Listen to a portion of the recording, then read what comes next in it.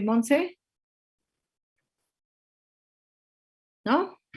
Bueno, pues entonces veremos la clase de hoy con los reumatismos extraarticulares, dedo en gatillo, tendinitis de túnel del carpo y tendinitis de Deckerbein. Entonces, quien vaya a presentar, pues empezamos, ¿les parece? Sí, doctora. Muy bien. Entonces, Ay, les voy a compartir la pantalla para que lo puedan ustedes compartir, ¿no?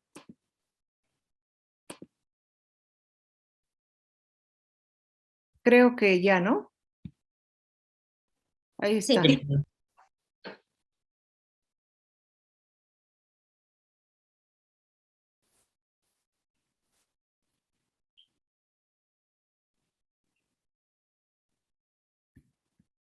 Ok, buenas tardes a todos.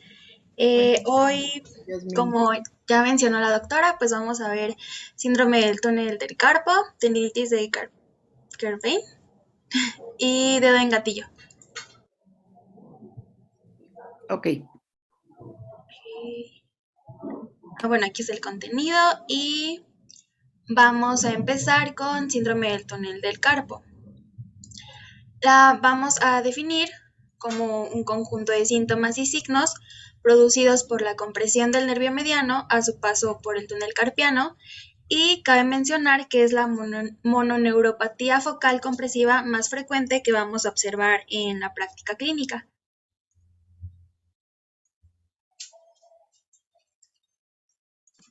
Bueno, como ya lo comentó Jazz, el síndrome del túnel carpiano va a ser el trastorno más común en adultos y principalmente va a afectar a mujeres con una relación de 3:1. También se ha encontrado que hay una prevalencia entre la población general del 1 al 5%, y también la incidencia aumenta principalmente en adultos mayores y aquellos con un índice de masa corporal más alto. Se ha encontrado una relación en el caso de las mujeres que con un índice de masa corporal mayor a 29, pues tienen mayor incidencia, contrario con los hombres que presentan como una baja incidencia a partir del índice de masa corporal menor a 25. Sí.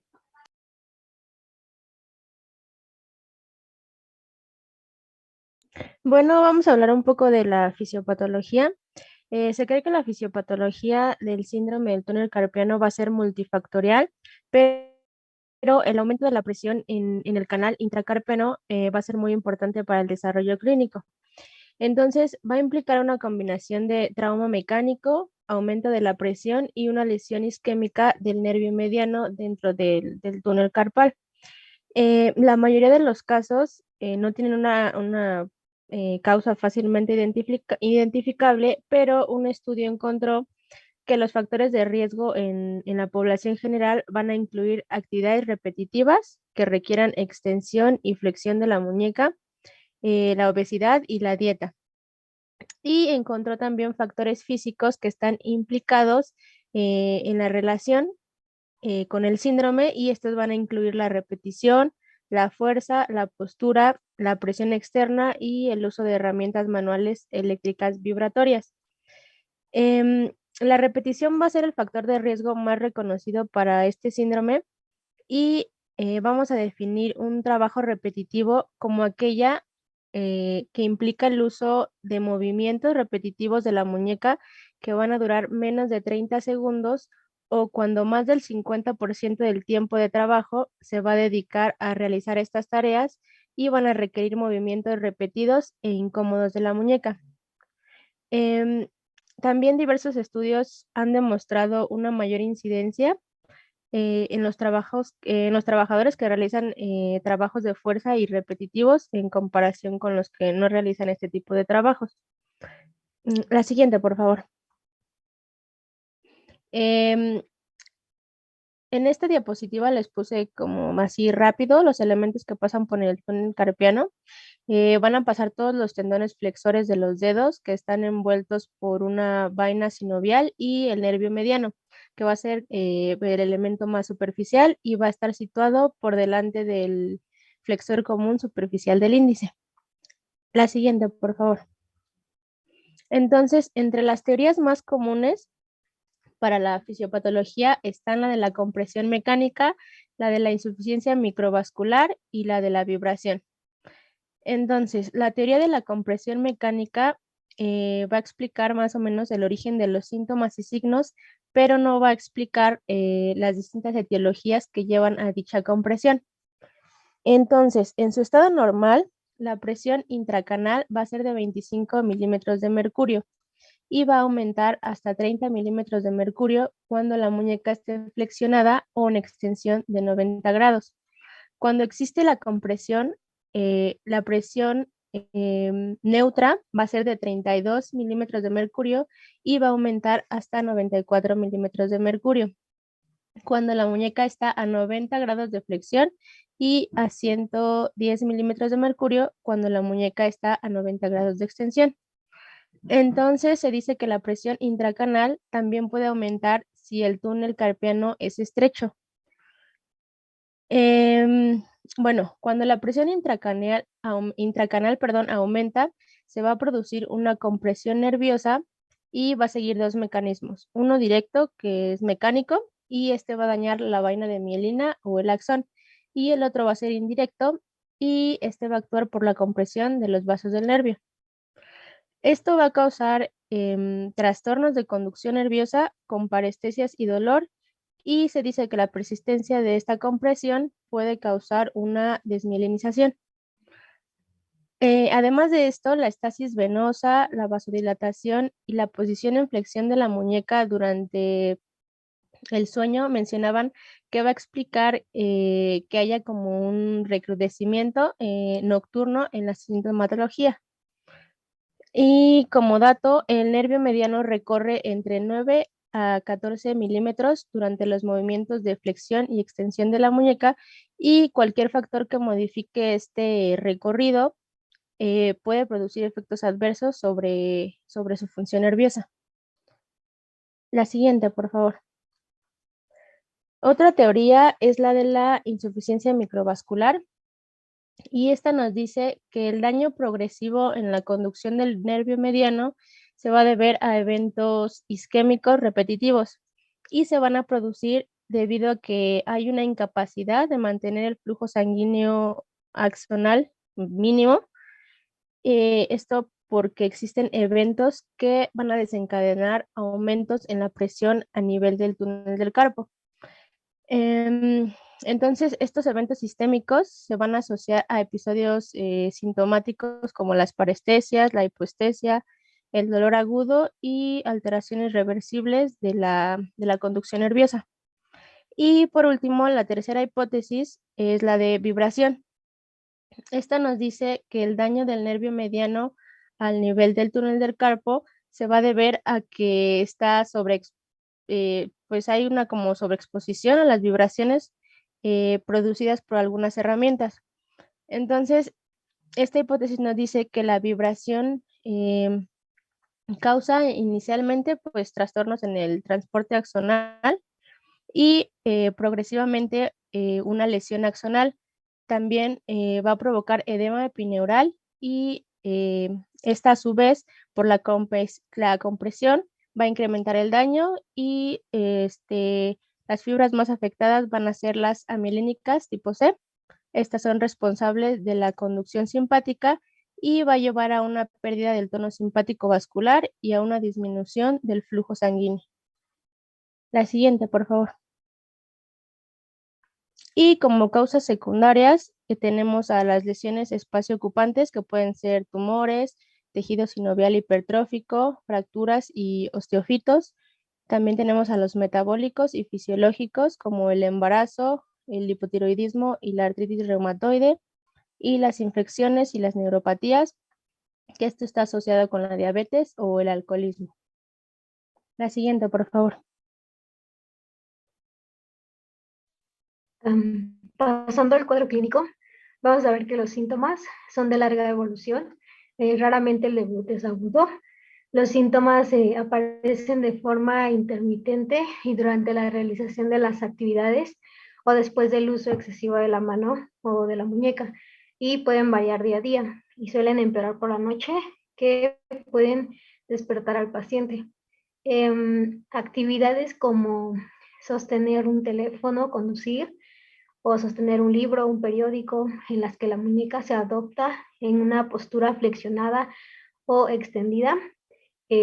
También es frecuentemente bilateral y de mayor intensidad en la mano dominante. Los pacientes a veces informan que mueven o sacuden la muñeca para intentar aliviar los síntomas. A esto se le llama signo de movimiento rápido. La siguiente.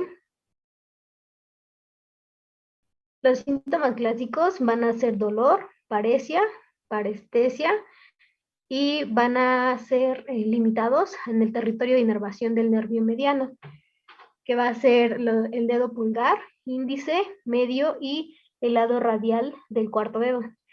A veces esto se puede irradiar hacia el antebrazo y con menos frecuencia hacia la parte superior del brazo y del hombro. Aquí se debe de hacer un diagnóstico diferencial con radiculopatías cervicales.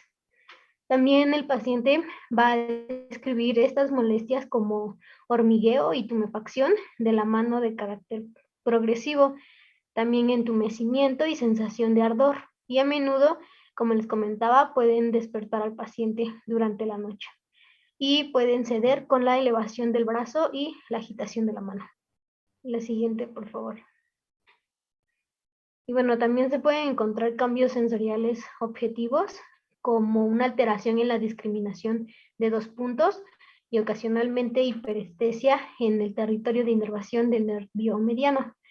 También podemos encontrar debilidad de la musculatura, que estaría afectando a los músculos abductor corto, flexor corto y el oponente del primer dedo, que son los músculos de la eminencia tenar, y bueno, también discreta atrofia. Esto a su vez va a provocar una disminución de la fuerza de agarre, que resulta en pérdida de destreza, y el paciente puede quejarse de dejar caer cosas o de tener dificultad para abrir frascos. También va a tener una sensación de hinchazón o tirantez en ausencia de edema de la mano afectada y sensación de temperatura extrema igual en la mano afectada. La siguiente, por favor.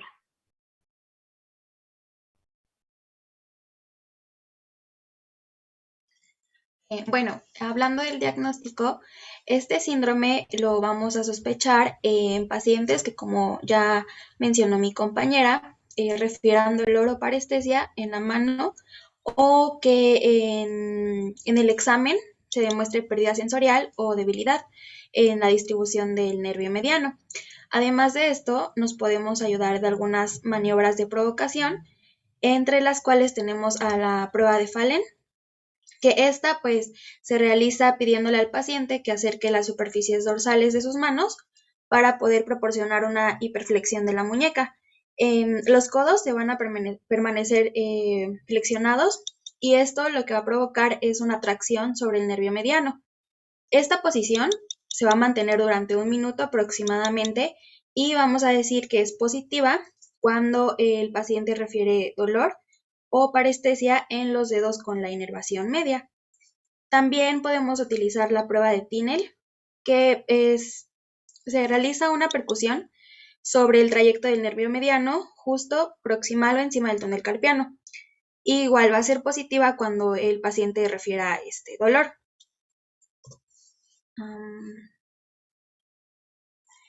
También podemos utilizar la prueba de compresión manual del carpo, que es aplicando presión sobre el ligamento transverso del carpo durante 30 segundos.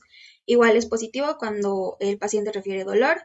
Y la prueba de elevación de la mano, le vamos a pedir al paciente que levante las manos por encima de la cabeza durante 1 minuto. Y pues igual es positivo cuando se reproducen los síntomas del síndrome. Además de todo esto, podemos utilizar las pruebas de electrodiagnóstico que leí en la bibliografía, que son como el estándar de oro. Aquí lo que se hace es medir la velocidad de conducción a través del túnel carpiano y también la amplitud de las respuestas sensoriales y motoras para determinar qué tan grave es la lesión del nervio. Los estudios de conducción van a implicar la estimulación de las ramas del nervio mediano en la muñeca y el registro de la respuesta sensorial del segundo o tercer dedo. Y los estudios de conducción motora se van a registrar con mayor frecuencia desde el músculo abductor corto del pulgar. ¿Qué es lo que vamos a ver en estos estudios? Pues principalmente el deterioro de la conducción nerviosa. Esto es porque la compresión nerviosa da como resultado daños en la vaina de la mielina y pues se van a manifestar como latencias distales retrasadas y velocidad de conducción más lenta. También con el aumento de la compresión del nervio mediano puede ocurrir una desmielinización focal y esto puede llevar a un bloqueo de la conducción local o una ralentización de la conducción motora y sensorial en la muñeca. También podemos encontrar la pérdida de axón, ya que en una compresión sostenida o más severa, hay una disminución en la amplitud del potencial de acción del nervio sensorial o motor compuesto del nervio mediano. Y aquí las fibras sensoriales parecen ser más sensibles a la compresión que las fibras motoras. También podemos utilizar la electromiografía, que va a evaluar la evidencia de los cambios patológicos en los músculos inervados por el nervio mediano. Entonces, cuando hay una pérdida axonal secundaria, la electromiografía va a revelar una denervación activa y esto lo puede hacer por una actividad espontánea como potenciales de fibrilación, ondas agudas positivas y potenciales de fasciculación. Incluso cuando son cambios crónicos, pues van a indicar una denervación con reinervación posterior. Esto pues se va a observar como cambios en las amplitudes del potencial de acción de la unidad motora. Y también podemos utilizar imágenes, que el que más nos va a ayudar es el ultrasonido neuromuscular. Y aquí lo principal que vamos a observar es un aumento del área transversal del nervio mediano. Y pues encontré que puede ser de 8.5 a 10 milímetros, pero esta medida puede variar dependiendo en dónde lo leamos.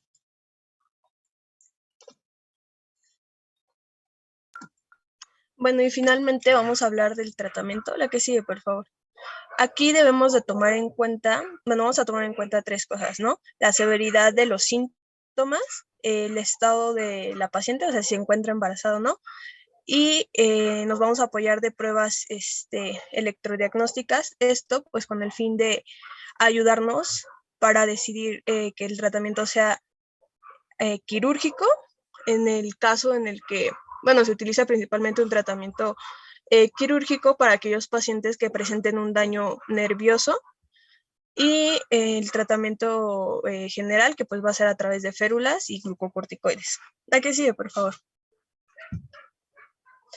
Entonces, vamos a tener a nuestro paciente con un diagnóstico clínico del síndrome del túnel carpiano y lo primero que vamos a hacer es observar si esta paciente pues está embarazada o no.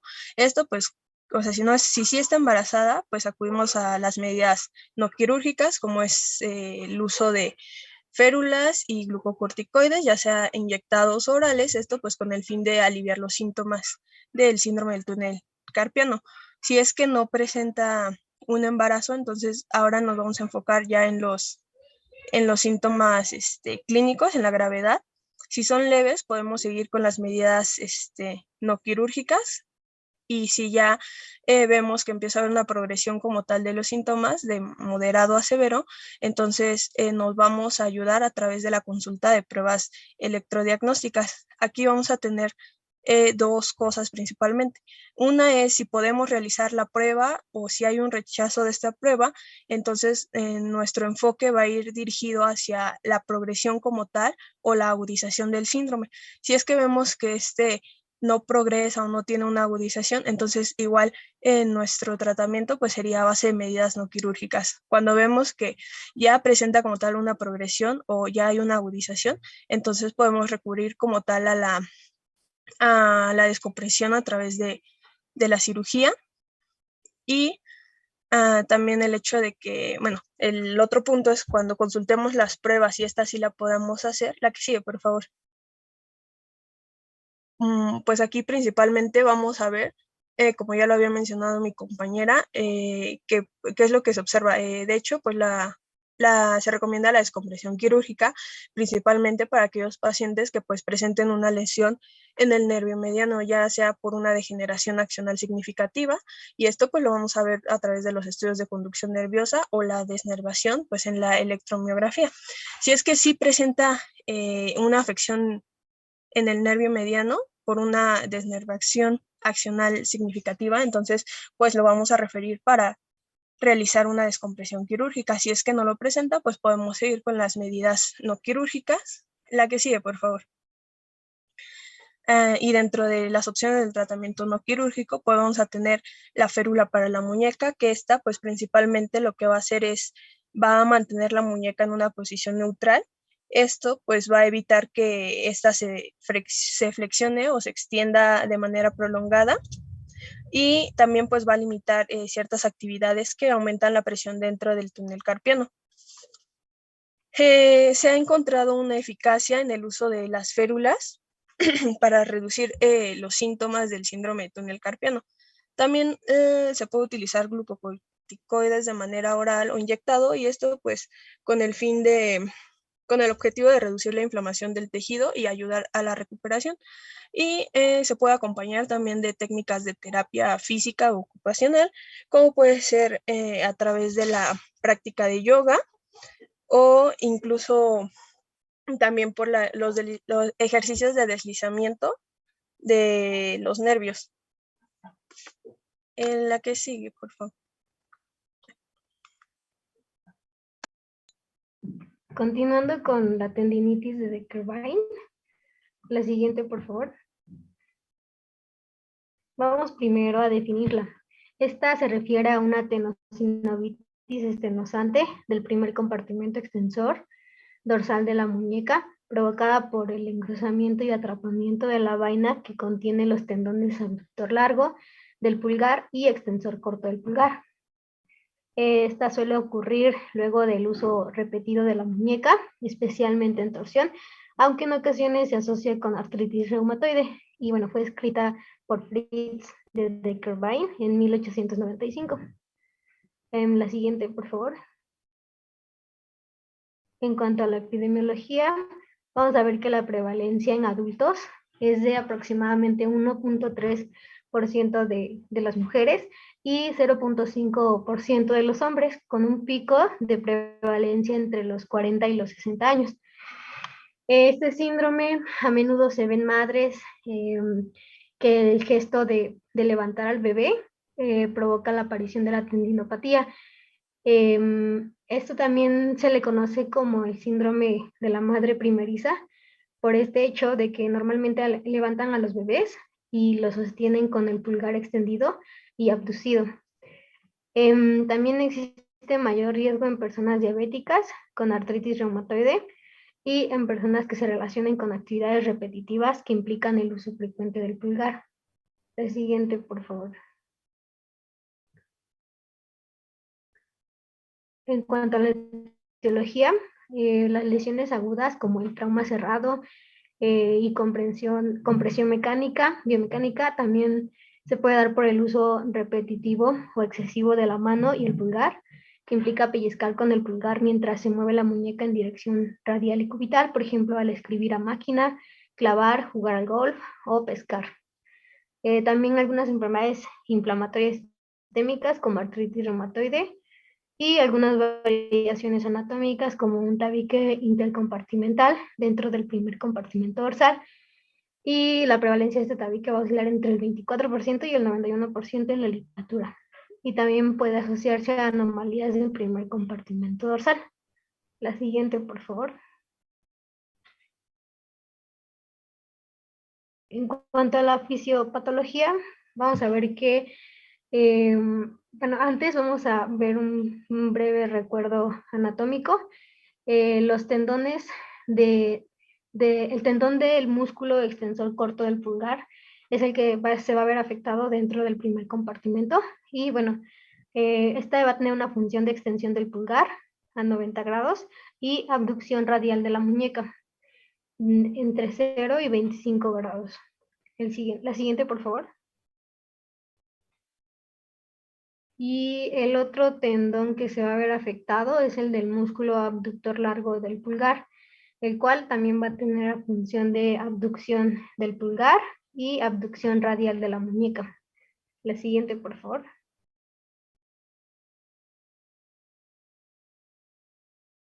Y bueno, brevemente los tendones de los músculos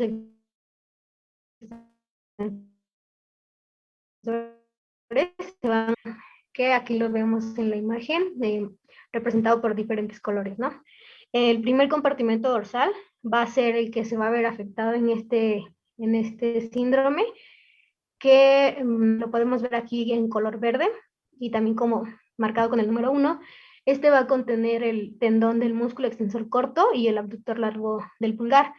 Estos se encuentran dentro de una vaina o un túnel fibroso cerrado con un revestimiento sinovial de aproximadamente 2.2 centímetros de longitud, este radial y debajo del retináculo extensor. La siguiente, por favor.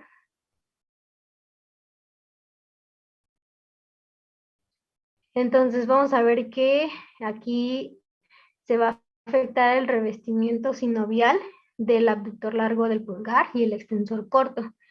En sí, el término tenosinovitis indica una inflamación de la vaina del tendón, pero se ha observado que existen muchas formas potenciales de tenosinovitis, como el engrosamiento del retináculo extensor que cubre el primer, y también los cambios que son característicos de la tenosinovitis pueden estar relacionados con manifestaciones sistémicas de la enfermedad como artritis reumatoide y gota. También algunos médicos se refieren a la tenosinovitis relacionada con el síndrome como un síndrome estenosante. La siguiente, por favor. Y bueno, va a haber unas fuerzas de cizallamiento y compresión que se van a ejercer sobre los tendones. Esto a su vez va a haber o va a provocar una respuesta defensiva que va a provocar la presencia de depósitos tisulares de tejido fibroso y degeneración mixoide, por lo que va a haber un engrosamiento de la vaina del tendón que recubre este primer compartimento y por lo tanto va a haber un estrechamiento del túnel. Esto a su vez va a provocar una resistencia al desplazamiento de estos tendones del extensor corto del pulgar. La siguiente, por favor. Y ahora vamos a pasar al cuadro clínico. La siguiente, por favor. El cuadro clínico se va a presentar con un paciente que refiera dolor sobre la apófisis estiloides del radio, y este dolor se va a poder irradiar hasta la cara palmar de la muñeca o hasta el pulgar. También va a presentar sensibilidad a la palpación sobre la estiloide radial. Puede presentar hinchazón, crepitación, en raras ocasiones entumecimiento del dorso del pulgar y la prueba de Finkelstein positiva. La siguiente, por favor. La siguiente. Para el diagnóstico nos vamos a basar en la historia del dolor atraumático en la muñeca radial y en la exploración física. En la exploración física vamos a encontrar sensibilidad y agrandamiento en el primer compartimiento dorsal sobre la estiloide radial. También vamos a tener la prueba o maniobra de Finkelstein positiva, y en muchos casos, en la mayoría, no es muy útil los estudios de imagen. La siguiente, por favor. Entonces, en la prueba de Finkelstein va a ser una flexión cubital de la muñeca y se va a flexionar por completo el pulgar. De esta manera, cuando es positiva, se va a conseguir provocar dolor y pues es positiva. La siguiente, por favor. Las imágenes de la muñeca y del pulgar pues no van a ser como que muy necesarias a menos que se sospeche de fractura o de artritis, pero la resonancia magnética va a ser útil en casos seleccionados. Aquí vamos a encontrar engrosamiento y agrandamiento de la vaina sinovial de los tendones del primer compartimento extensor. Y también en la ecografía vamos a encontrar el retináculo extensor engrosado. En una ecografía Doppler mencionaban que vamos a encontrar una hipervascularización. También podemos encontrar engrosamiento de los tendones del aductor largo del pulgar o APL, del extensor corto del pulgar, que es EPB, y adelgazamiento parcial del tendón, EPB igual, debido a la estenosis por el retináculo extensor engrosado. La siguiente, por favor. En cuanto al tratamiento, vamos a tener de 3 tipos: la terapia no farmacológica, la farmacológica y la quirúrgica. Primero, en cuanto a aliviar el dolor causado por la irritación, inflamación, y se debe evitar movimientos repetitivos de la mano o del pulgar. También se debe indicar reposo, también veces al día durante 15 minutos, la inmovilización funcional con férula para el pulgar. En la siguiente, por favor. Estas reducen el dolor y aumentan la capacidad funcional. Ayudan a prevenir movimientos agravantes del pulgar y la muñeca. La férula debe inmovilizar la muñeca y el pulgar, excluyendo la articulación interfalángica del pulgar, y se requerirán entre 4 a 6 semanas de ferulización hipotermoplástico, que lo vemos en la imagen con el número 2.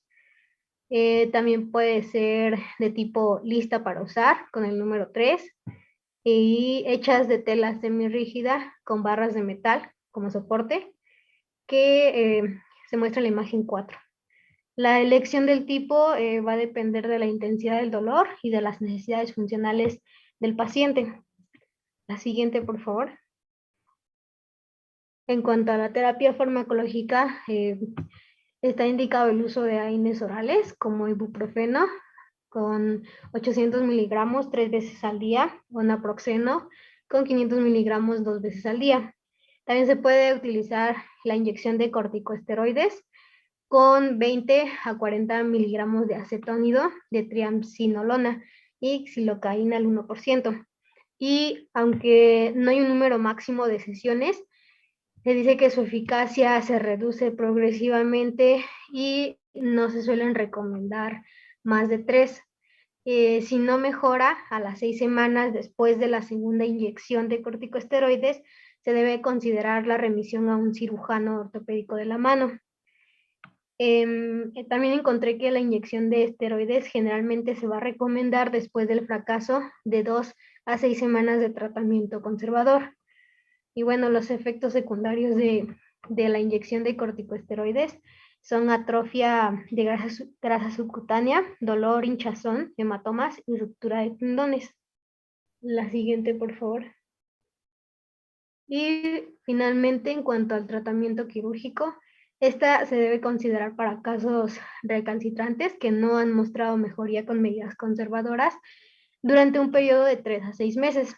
Es el más efectivo con una tasa de curación informada del 91%, a diferencia del tratamiento con inyecciones de corticosteroides, que han mostrado tasas de cura 61 al 80%. Sin embargo, hay ciertas desventajas asociadas con el tratamiento quirúrgico, como el costo, como lesión radial. Y hay muchas técnicas quirúrgicas diferentes reportadas y favorecidas por diferentes autores, pero todos ellos requieren la descompresión del primer compartimento dorsal, que es el que vimos que está afectado en esta patología. Y esto sería todo de este síndrome. Bueno, ahora vamos a hablar de, finalmente, el dedo en gatillo. ¿A qué sigue, por favor? El dedo en gatillo va a ser una afección que va a causar dolor y rigidez, a la sensación de que van a sentir como que el dedo se traba o se atasca cuando se flexiona o se estira. También es conocido como una tenosinovitis flexora estenosante, y pues va a ser una tenosinovitis de las vainas flexoras que generalmente van a ocurrir en el cuarto dedo, anular y el pulgar, como pues el resultado del uso repetitivo. Puede también llamarse pulgar en gatillo, cuando pues la afección ocurre pues principalmente en el pulgar. Y va a ser causado por una disparidad en el tamaño de los tendones flexores y el sistema de poleas reticulares circundantes que ocurren en la primera polea anular, que está sobre la articulación metacarpofalángica. La que sigue, por favor. Bueno, igual, vamos a retomar un poquito la anatomía. Vamos a ver que, bueno, los tendones flexores van a ser estructuras similares a un cordón, que pues lo que van a hacer, van a unir los músculos del antebrazo con los huesos de los dedos. Esto, pues cuando los músculos se contraen, los tendones flexores van a permitir que se flexionen los dedos. Aquí vamos a ver que cada uno de estos tendones flexores pues va a pasar a través de un túnel, ya sea en la palma o en los dedos, lo que va a permitir que se deslicen sin problemas a medida que se flexiona o se estira el dedo. Este túnel pues es lo que conocemos como la vaina del tendón. También a lo largo de la vaina del tendón van a existir un tejido llamado polea, que en este caso la polea A1 va a ser la más afectada en el dedo en gatillo. Y aquí vamos a ver que pues en aquellos pacientes que presentan este tipo de afección va a haber una inflamación y un engrosamiento a nivel de esta polea. También puede ocurrir que se inflame como tal el tendón flexor, y esto pues nos va a formar un pequeño nódulo que ahorita lo vamos a ver más adelante. La que sigue, por favor. Bueno, hablando de la epidemiología, se ha encontrado una prevalencia global aproximadamente del 2% en la población general, y esta es más común en las mujeres que en los hombres, con una relación de 6:2. Va a ser de una incidencia bimodal, con un primer pico antes de los 8 años y el segundo pico se da entre los 40 y los 50 años, de los 50 a 60 años. Y de estas dos, la más común es la de 50 a 60. También se ha observado una mayor prevalencia en pacientes que tienen comorbilidades como diabetes, artritis reumatoide o afecciones que provocan el depósito de proteínas, como lo es la amiloidosis. Y aquí les puse una tablita en donde podemos ver una relación de cuántos casos se podrían llegar a presentar, y pues sí se ve que es más en los pacientes femeninos y en los de 50 a 60 años, y también con las comorbilidades.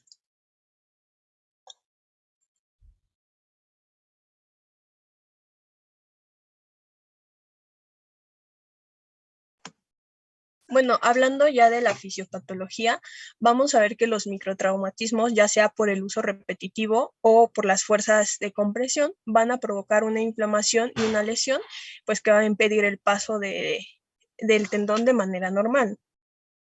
Vamos a ver también que puede ocurrir un fenómeno de atrapamiento del tendón, y pues se debe principalmente a un pinzamiento mecánico a nivel de los tendones flexores, que pues va a impedir el paso, que el paso se dificulte a nivel de la polea. Y también, como ya les había mencionado, muchas veces se puede inflamar el propio tendón, lo que nos va a provocar el nódulo. La que sigue, por favor. Vamos a ver que también hay cambios de manera anatomopatológica, y los que más destacan pues van a ser la hipertrofia microscópica. También vamos a observar que en un examen microscópico de esta misma pues se pueden encontrar degeneración, formación de quistes y en algunos casos pues división de fibras o infiltrados de linfocitos y plasmocitos.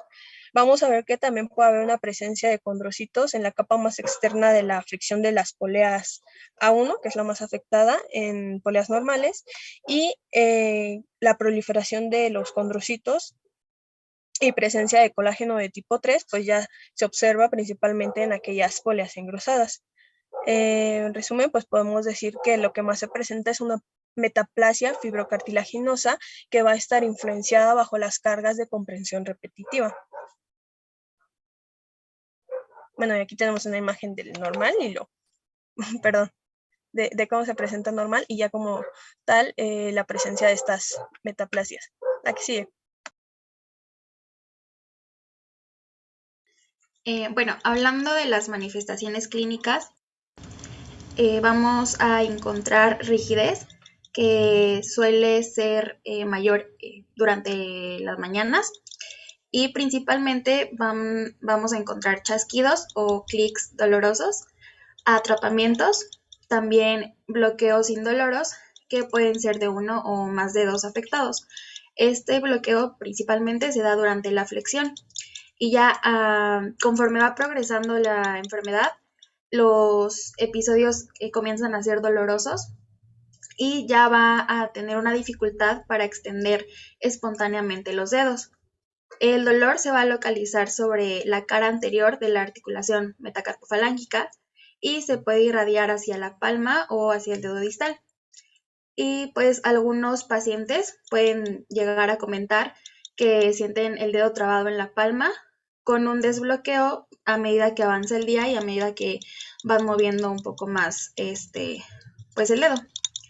Ya en casos más severos, el dedo puede bloquearse en flexión y debido a que a los pacientes les duele estar flexionando y extendiendo el dedo, pues van a decidir no hacerlo y esto puede conducir a una contractura secundaria en la articulación interfalángica proximal.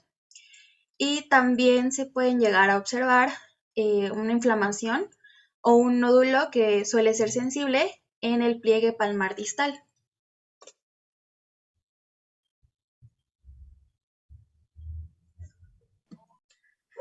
Bueno, como ya lo mencionó, el diagnóstico principalmente se va a basar en una historia de bloqueo de chasquido y esto pues lo vamos a observar durante un examen físico cuando pues se le pide al paciente que abra la mano y la cierre completamente. Vamos a tener una activación mecánica de la tenosinovitis flexora. Aquí pues le vamos a pedir al paciente que coloque las palmas de las manos hacia arriba y se le pide que flexione y extienda activamente los dedos. Alternativamente también, si no hay una activación activa, el examinador lo que va a hacer va a colocar los dedos en la articulación interfalángica proximal, mientras que el dedo se flexione y se extienda activamente. Aquí pues se va a observar la presencia de la pérdida de movimientos suaves o la sensación de chasquido o atrapamiento. La que sigue. También podemos ver la presencia del signo de estiramiento pasivo en la tenosinovitis, cuando en la actividad del dedo.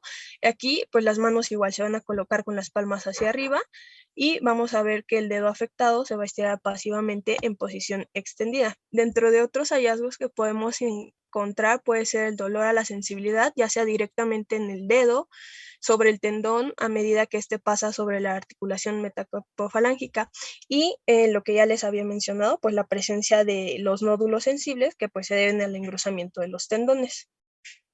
La que sigue, por favor. Podemos apoyarnos también de estudio de imagen como el ultrasonido, que aquí pues nos va a servir principalmente porque nos va a demostrar el enganche y el chasquido durante el deslizamiento del tendón, y la ecografía, que esta pues nos puede demostrar como tal el engrosamiento de la polea, como se observa en las flechas amarillas, así como inflamación e irregularidades que presenta el tendón flexor subyacente.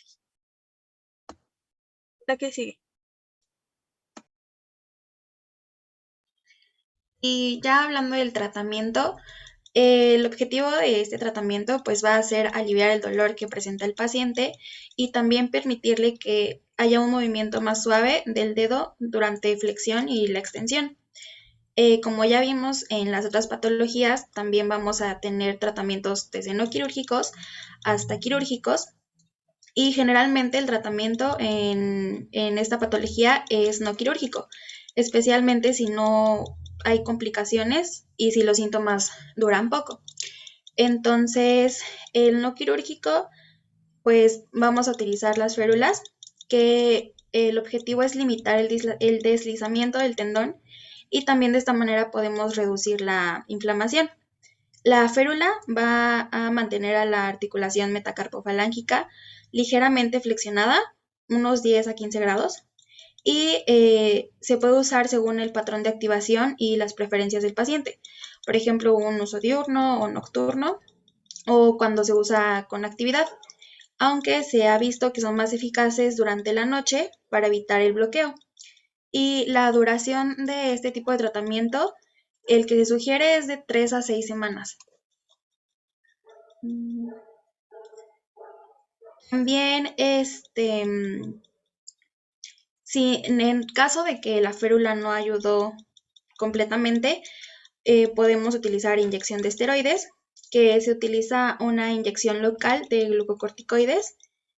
Después de 4 a 6 semanas de que el tratamiento con la férula no funcionó, se utiliza un glucocorticoide de acción intermedia, como lo es la metilprednisolona o también la triamcinolona, aunque es más común que se ocupe la metilprednisolona, y esta va a ir mezclada con un anestésico local, como lo es la lidocaína.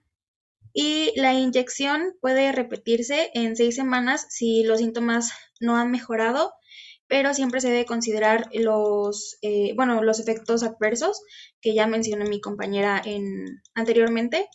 Entonces podemos considerar un máximo de 3 inyecciones. En cuanto al tratamiento quirúrgico, se va a sugerir cuando el dolor y el bloqueo van a persistir, a pesar de que ya empleamos la terapia conservadora.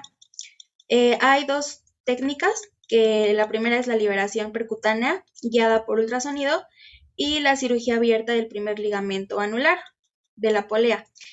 Han demostrado una tasa de recurrencia de solo el 3%, entonces pues la verdad sí es muy bajo. Y de estas 2 técnicas, el estándar de oro se podría decir que es la liberación abierta de la polea A1. En cuanto a las complicaciones de esta cirugía, pues son la infección, la lesión del nervio digital y la tensión en arco del tendón flexor y cicatrización del tendón. Después de que se realiza la cirugía, los pacientes pueden reanudar sus actividades de la vida diaria, como el vestirse, en 1 o 2 semanas. Y ya, pues dependiendo las actividades, es el tiempo en las que los pueden realizar. Y pues ya, eso sería todo por nuestra parte.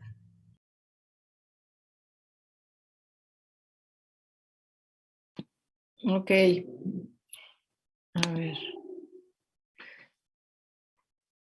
Déjenme.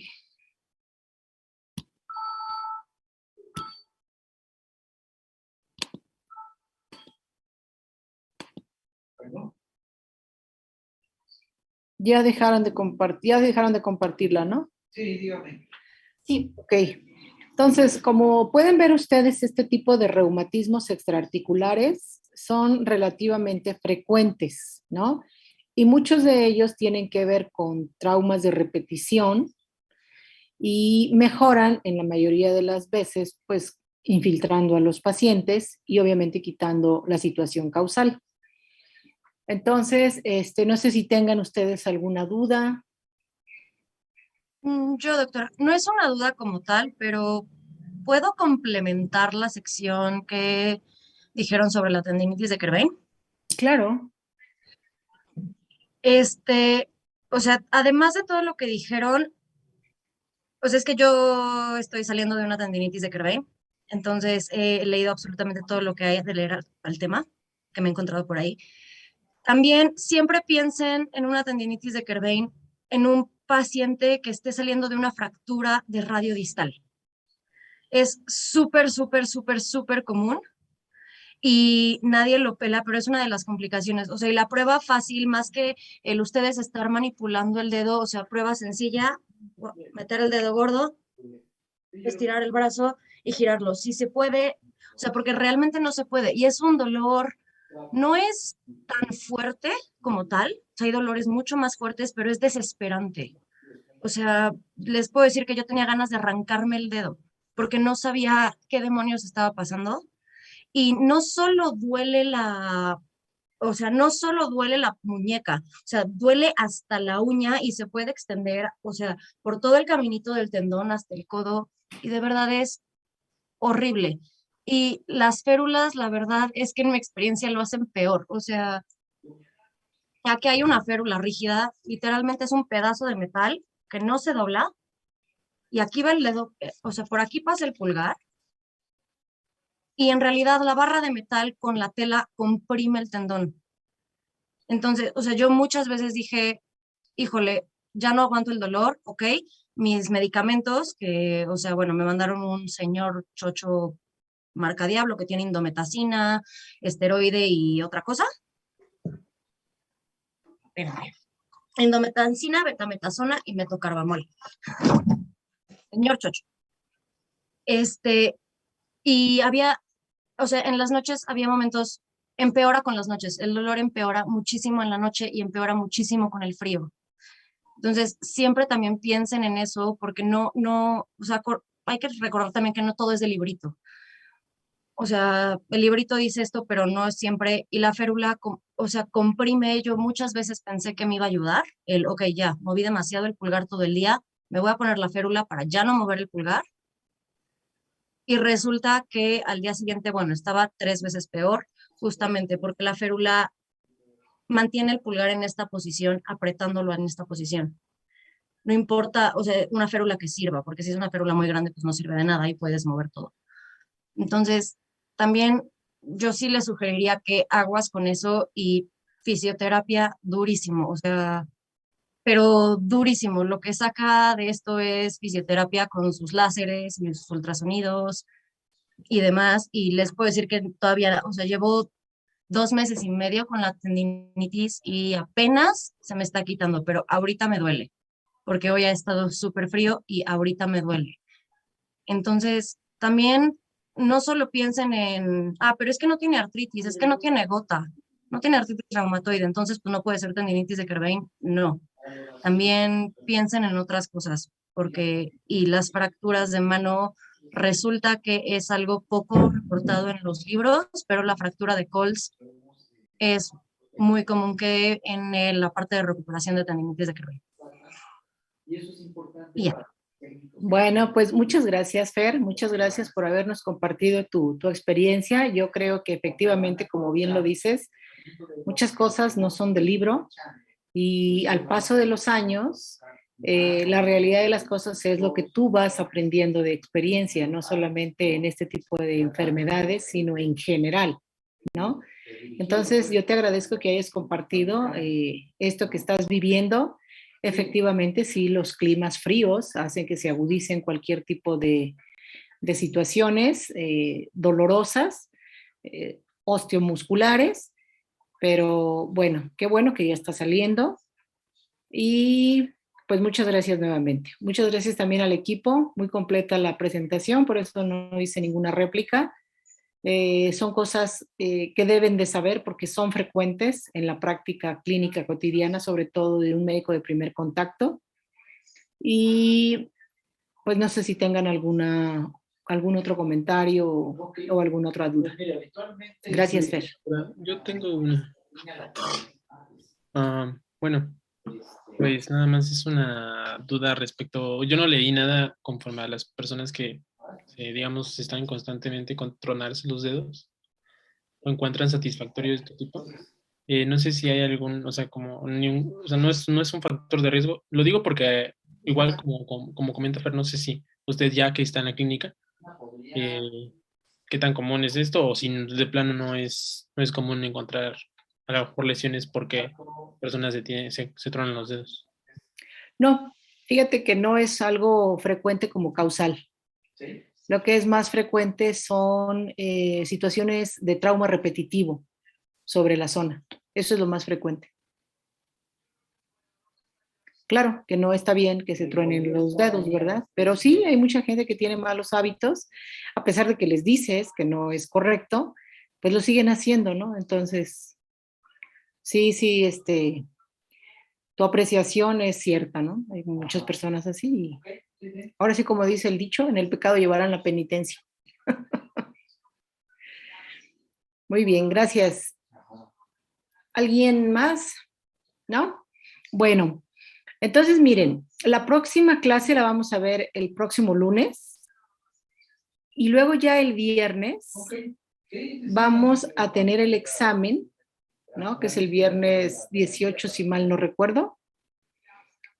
Yo creo que les voy a mandar la lista durante la próxima semana, se la mando a Fer y a Sabina para que lo compartan con todos ustedes.